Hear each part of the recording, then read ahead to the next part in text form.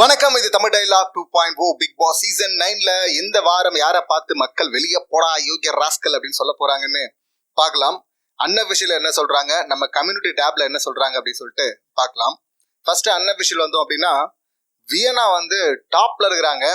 நான் ஸ்டேஜ் ஏறின முதல் நாள்ல இருந்து சொல்லிட்டு இருக்கேன், இவங்க வந்து ரியாக்ஷன் கொடுத்து ஓட்டு வாங்கிடுவாங்க அப்படின்னு சொல்லிட்டு. சம்பவங்கள் அப்படின்னு சொல்லிட்டு பார்த்தா பெருசா சம்பவங்கள் பண்ணல, பெரிய நெகட்டிவ் இல்லை. ஆனா சும்மா சும்மா அழுகுறாங்கல்ல, அது தேவையில்லாது. அங்க வந்து பவரை யூஸ் பண்றீங்க அப்படின்னா, அந்த கண்டெஸ்டன்ட் உங்களை தப்பா ப்ரொஜெக்ட் பண்றாங்கன்னா மக்கள் அப்படியே எல்லாம் பாத்துட மாட்டாங்க. அதை வந்து பெருசா எடுத்துக்க தேவையில்லை, மக்களுக்கு புரியும் அப்படின்னு சொல்லிட்டு விட்டுடணும். ஆனா அதுக்கெல்லாம் உட்காந்து அழுகுறது பாத்தீங்கன்னா அது தேவையில்லாத வேலை. அங்கிருந்து கொஞ்சம் வந்தாங்கன்னா, போல்டா பேசினாங்கன்னா, விளையாடினாங்கன்னா கரெக்டா இருக்கும். இன்னைக்கு ப்ரமோ எல்லாம் பாத்தீங்கன்னா வியனான்னு இருக்கு. ஸோ அதனால மட்டும் இல்ல, சரி 34,000 ஓட்டு வாங்கி டாப்ல இருக்கிறாங்க. ரெண்டாவது இடத்துல பாத்தீங்கன்னா பிரவீன் இருக்கிறாரு 19,000 ஓட்டுல. பிரவீனுக்கும் வியனாக்கும் நடுவில் பார்த்தீங்கன்னா ஒரு 15,000 ஓட் டிஃபரன்ஸ் இருக்கு. ஸோ பெரிய டிஃபரன்ஸ் தான். பிரவீன் இந்த இடத்துல வரதே பார்த்தீங்கன்னா எனக்கு ஆச்சரியமா தான் இருக்கு. பிரவீனை எந்த இடத்துல பார்க்குறாங்க, எது பிடிச்சது பிரவீன் கிட்ட அப்படின்னு சொல்லிட்டு தெரியல. அந்த லாஸ்ட் கேப்டன்சி டாஸ்க்ல பார்த்தீங்கன்னா அவர் தான் ஒரு முக்கியமான கீ ரோல் பிளே பண்ணார். ஃபர்ஸ்ட் பார்த்தீங்கன்னா இவங்க சபரி வந்து ஒரு கத்தி தான் குத்தி இருந்தாங்க. சபரி இதுல இவங்களுக்கும் ஒரு கத்தி குத்தப்பட்டிருந்தது, கனிக்கும். இவர் தான் உள்ள வந்து பார்த்தீங்கன்னா திடீர்னு கனி அக்காவுடைய போர்ட்ல குத்திட்டு ஈக்குவல் ஆகணும், அதுக்கப்புறம் யார் ஜெயிக்கிறாங்கன்னு பார்க்கணும் அப்படின்லாம் சொன்னாரு. ஆல்ரெடி ஈக்குவலா தானே இருக்கு, நீ தானே வந்து மாத்தி விட்ட அப்படின்னு தான் தோணுச்சு. ஆனா அதுக்கப்புறமா வினோத்தை கூப்பிட்டு வந்துட்டு வினோத் தான் குத்துனாரு அப்படிங்கிற மாதிரி ப்ரொஜெக்ட் பண்ணிட்டு இவர் குத்திட்டாரு சபரிய. ஸோ அந்த வகையில பார்க்கும்போது நான் நடு சென்டர் சார் அப்படின்லாம் சொல்லிட்டு இருந்தாருல, நடுநிலை அப்படின்னு. அப்படிலாம் இருக்கக்கூடாது, அப்படி இருந்தா டேஞ்சரு. ஸோ அந்த கேம் பிளே பண்ணதுக்காக அவருக்கு போட்டாங்களான்னு தெரியல. ரெண்டாவது இடத்துல இருக்காரு. மூன்றாவது இடத்துல சுபிக்ஷா இருக்கிறாங்க. சுபிக்ஷா 18,000 ஓட்டுல இருக்கிறாங்க. ஆக்சுவல் டிஃபரன்ஸ் பாத்தீங்கன்னா பிரவீனுக்கும் சுபிக்ஷாக்கும் நடுவில் ஒரு 9,000 ஓட் டிஃபரன்ஸ் இருக்கு. சுபிக்ஷா எஸ் அங்கங்க கரெக்டா பேசியிருக்கிறாங்க. அவங்களை நோக்கி கமருதன் வரும்போது கரெக்டா எங்க ஸ்டாப் பண்ணமோ என்ன கேட்கணுமோ அதை கேட்டிருக்கிறாங்க. ஆனா இன்னும் போல்டா வரணும், அதுக்கு ரொம்ப டைம் எடுத்துட்டாங்கன்னா நல்லா இருக்காது. இப்போதைக்கு நல்ல பொசிஷன் தான் கொடுத்துருக்காங்க. நான்காவது இடத்துல பாத்தீங்கன்னா கலை இருக்கிறார். கலையரசன், அகோரி கலையரசன். இவர் என்ன பண்ணாரு அப்படின்னு பார்த்தா, அன்பு கேங்குடைய முகத்திரிய லைட்டா கிழிக்கிற மாதிரி பாத்தீங்கன்னா சபரி அண்ட் கனியக்கா கூட சொல்ல சபரி. அதை எப்படி சொல்லிட்டாருன்னா, இவங்க வந்து கைட் பண்றாங்க சார், அந்த டாஸ்க்ல யாரு வெளியே போனோம் அப்படின்னு சொல்லிட்டு யார் முடிவு எடுத்தது அப்படின்னு சொல்லிட்டு விஜேஎஸ் கேட்டா மத்தவங்க எல்லாம் ஒத்துப்பாங்களா என்ன, உருட்டுவாங்கல்ல. இவர் வந்துட்டு அவங்க எங்களை கைட் பண்ணாங்க, கைட் பண்ணல, அவங்க தான் முடிவு எடுத்திருக்கிறாங்க. அது வந்து முடிவு எடுத்தாங்க அவங்கன்னு சொன்னா எங்க அடிப்பாங்களோ விஜேஎஸ் போனதுக்கு அப்புறம் அப்படின்னு சொல்லிட்டு கைட் பண்ணாங்க அப்படின்னு சொல்லிட்டு மாத்தினாரு. அப்புறம் பார்வதி கொளுத்தி போட்டதுக்கு அப்புறம் பாத்தீங்கன்னா சபரியை பத்தி எக்ஸ்போஸ் பண்ணி விட்டுருக்கிறாரு. இந்த வாரம் அவருக்கு ரொம்ப கஷ்டமான வாரம் தான். மேபி அதை பார்த்துட்டு விஜேஎஸ் அட்வைஸ் கொடுத்துருக்காரு, பேசுங்க, உங்களுக்காக நீங்க பேசலாம், யாருங்க பேசுவாங்க அப்படின்லாம் சொல்லியிருக்காரு. பேசுறாரா இல்லையா பாப்போம். பேசுறதுக்கு முன்னாடி எப்படி இவ்வளவு ஓட்டு, அது ஆச்சரியமா தான் இருக்கு. இவருக்கும் சுபிக்ஷாக்கும் நடுவில் பாத்தீங்கன்னா 2,800 ஓட் டிஃபரன்ஸ் இருக்கு. அடுத்து 5வது இடத்துல துஷார் இருக்கிறாரு 15,000 ஓட்டுல. துஷார் கேப்டன்சி ஒழுங்கா பார்க்கலன்னு சொல்லிட்டு கேப்டன்சியே பறிச்சிட்டாங்க. அப்புறம் இவர் என்ன பண்ணாரு, எதுக்கு எடுத்தாலும் பார்வதி அக்கா. இந்த பக்கம் நல்ல விஷயம்னா கனி அக்கா, சபரி.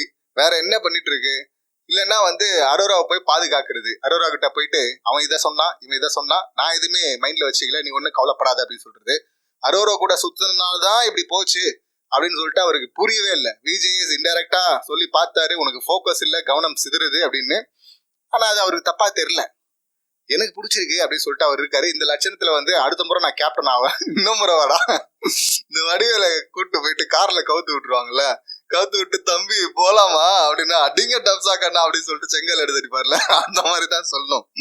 ஒரு முறை வந்து ஒன்னும் கிடைக்கல, இல்ல இன்னொரு முறை கேப்டன் ஆடா அப்படின்னு தான். இன்னும் உள்ள இருக்கிற கண்டெஸ்டன்டுடைய ஒரிஜினல் முகம்லாம் இவர் பார்க்கல.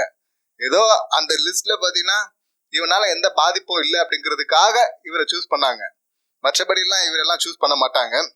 அடுத்து ரம்யா இருக்கிறாங்க. ரம்யா 6வது இடத்துல இருக்காங்க 10,000 ஓட்டுல.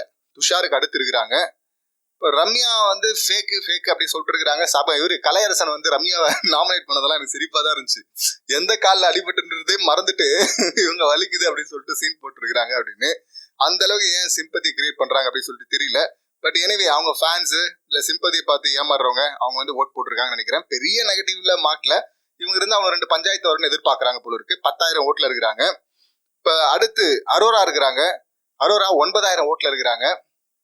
ரம்யாக்கும் அரோராக்கும் நடுவில் பார்த்தீங்கன்னா ஒரு ஆக்சுவல் டிஃபரன்ஸ் பார்த்தா ஒரு 1,300 ஓட் டிஃபரன்ஸ் இருக்கு. பெரிய டிஃபரன்ஸ் சொல்ல முடியாது, கொஞ்சம் க்ளோஸ் ரேஞ்சு தான். கடைசி இடத்துல பார்த்தீங்கன்னா ஆச்சரியம் ஆதிரை இருக்கிறாங்க 8,000 ஓட்டுல. இவங்களுக்கும் அரோராக்கும் நடுவில் ஒரு 400 ஓட் தான் டிஃபரன்ஸ் இருக்கு. 3 பேருமே பார்த்தீங்கன்னா ரொம்ப க்ளோஸ்ல இருக்கிறாங்க. லாஸ்ட் டைமும் பார்த்தீங்கன்னா அரோரா தான் லீஸ்ட்ல இருந்தாங்க. அதே போல நம்ம கம்யூனிட்டி டேப்லயும் பார்த்தீங்கன்னா அரோரா தான் போனோம் அப்படின்னு சொல்லிட்டு 70% மேல ஓட் போட்டிருந்தாங்க. அப்படி இருக்கும்போது அவங்க தான் போயிருக்கணும். ஆனா கண்டென்ட் அவங்க இருந்தா ஏதோ ஒரு கண்டென்ட் ஆபாசமும் கண்டென்ட் அதுவும் கண்டென்ட் தானே அப்படின்னு சொல்லிட்டு வச்சிருக்காங்க. அப்சராவை தூக்கிட்டாங்க. இந்த முறையும் அதே போல பண்றாங்களான்னு பார்க்கணும். இப்போ நான் அடுத்து ஆதிரையை பத்தி சொல்லணும்னா முதல் வாரத்துல ஃபர்ஸ்ட், 2வது வாரத்துல லாஸ்ட்.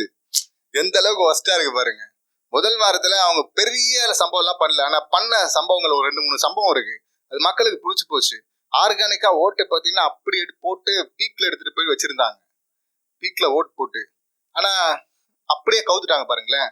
இது காரணம் அவங்க தான். வெளியே காதல் இருக்குன்றாங்க, ஆனா உள்ள வந்து ஒரு லவ்வை ஸ்டார்ட் பண்றாங்க. ஆரம்பத்துல என்ன சொன்னாங்க, இங்க நான் ஏதாவது உடஞ்சிட்டேன்னு வச்சுக்கேன், என் கேம் ஃபோக்கஸ் பயங்கரமா கேம் ஃபோக்கஸ்ல விளையாடி அதுல ஏதாவது பிரச்சனை வந்து அப்ப நான் மனம் சோர்ந்து இருக்கும் போது எனக்கு ஆறுதலா ஷோல்டரை தட்டி கொடுக்க ஒருத்தன் வேணும், ஒரு நண்பன் இருந்தா நல்லா இருக்கும்ல அப்படின்னு சொல்லிட்டு அவர் தான் எஃப்ஜே அப்படின்னு ஆரம்பத்துல சொன்னாங்க.